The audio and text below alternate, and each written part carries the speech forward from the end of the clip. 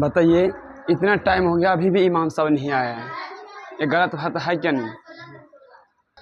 घड़ी देखो कितने टाइम हो गया है, अभी भी इमाम का पता नहीं कहाँ है। बताइए, कोई तरीका है? टाइम पे भी नहीं आता, तनख्वाह देते, सब कुछ देते हैं। अस्सलामु अलैकुम वरहमतुल्लाहि वबरकातुहू।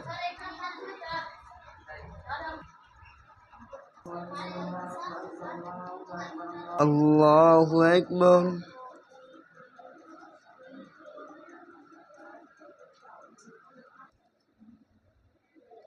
सहु लिमन हमीदा। अल्लाहु अकबर। अल्लाहु अकबर। अल्लाहु अकबर। अस्सलामु अलैकुम वरहमतुल्लाह।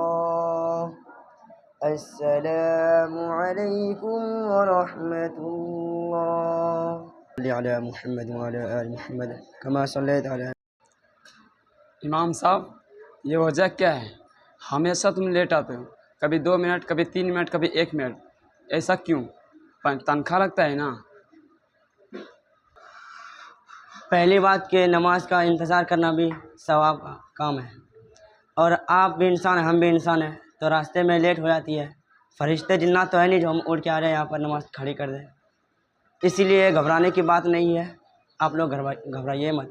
दूसरी बात, आप लोग जो तनख्वाह के बारे में धमकी देते हैं, आप लोग तनख्वाह कितने देते हैं? 5,500। साहब, आप जैसे इमाम मुझे बहुत मिल जाएगा, ये बात की टेंशन नहीं है। हाँ अल्हम्दुलिल्लाह, मैं तो आपको 5,000 रुपये तनख्वाह देते हैं। क्या तो आप लोग की यही मर्ज़ी है कि हम चले जाएं? तो ठीक है, हम चलते हैं। आप लोग जो 5,000 रुपये देते हैं वो उससे मेरा घर नहीं चलता। हमारे बाल बच्चे भी हैं, घरे पढ़ाई करते हैं, महीना में फीस भरना पड़ता है। तो हम ठीक है, चलते हैं।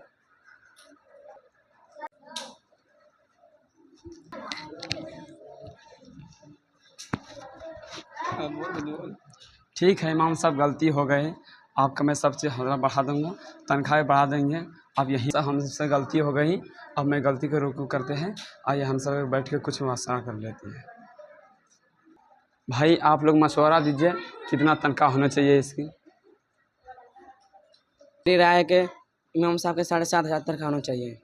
मेरी राय है कि 10,500 7,000 में क्या होता है, इमाम साहब को 10,000 से एक भी रुपये कम नहीं मिलना चाहिए। मेरी राय है कि अभी के दौर में 12,000 चाहिए, अभी 5,000 और 10,000 में कुछ नहीं हो सकता है। चलो भाई, आज मैं इमाम साहब के 12,000 रुपये तनख्वाह कर दिए हैं। ठीक है, अस्सलाम वालेकुम इमाम साहब। जो गलती हो गई हम सब के नादानी में बोलने में, आप माफ़ कर दीजिए। जी अस्सलाम वालेकुम रहमतुल्लाह। ये जो वीडियो मैंने आपके खिदमत में इन बच्चों ने पेश किया, ये कोई कॉमेडी वीडियो नहीं है। ये आज के मौजूदा दौर में लोगों के एक पैगाम है कि अपने इमाम के साथ कैसे बर्ताव करना चाहिए।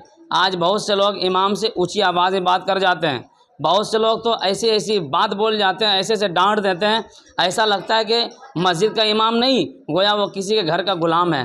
याद रखिए, इमाम किसी का ग़ुलाम नहीं है, वो इमाम है, वो इमाम है।